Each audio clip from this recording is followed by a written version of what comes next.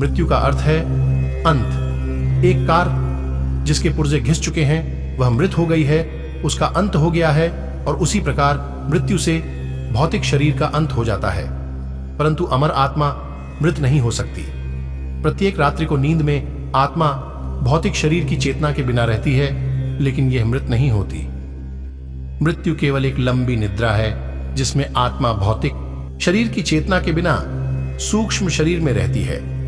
परंतु जब हम सो रहे होते हैं, हम मरे नहीं होते हैं और न ही हम पूर्ण रूप से अचेत होते हैं, क्योंकि जब हम जागते हैं हमें याद रहता है कि हमें अच्छी नींद आई या नहीं। इसी प्रकार मृत्यु के बाद की अवस्था में हम मरते नहीं हैं।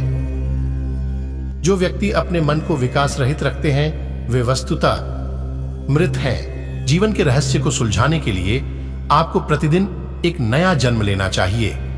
इसका अर्थ है कि आपको किसी न किसी रूप में अपना सुधार करने के लिए प्रतिदिन अवश्य प्रयास करना चाहिए।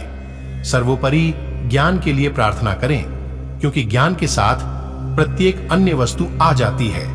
मनोदशाओं द्वारा नियंत्रित न होकर ज्ञान द्वारा नियंत्रित हों और उस ज्ञान से रचनात्मक विचारों और क्रियाकलापों को विकसित करें। अपने सुधार के लिए और दूसरों के कल्याण के लिए रचनात्मक चिंतन करने में व्यस्त रहें, क्योंकि जो कोई भी ईश्वर के साम्राज्य में प्रवेश करना चाहता है उसे प्रतिदिन दूसरों का भला करने का भी प्रयत्न अवश्य करना चाहिए। यदि आप इस शैली को अपनाते हैं तो आप मनोदशाओं को दूर करने वाले आनंद का अनुभव करेंगे और जानेंगे कि आप मानसिक रूप से, भौतिक रूप से और आध्यात्मिक रूप से उन्नति कर रहे हैं। आप ईश्वर तक अवश्य ही पहुंचेंगे, क्योंकि यह मार्ग स्वर्ग के साम्राज्य की ओर जाता है।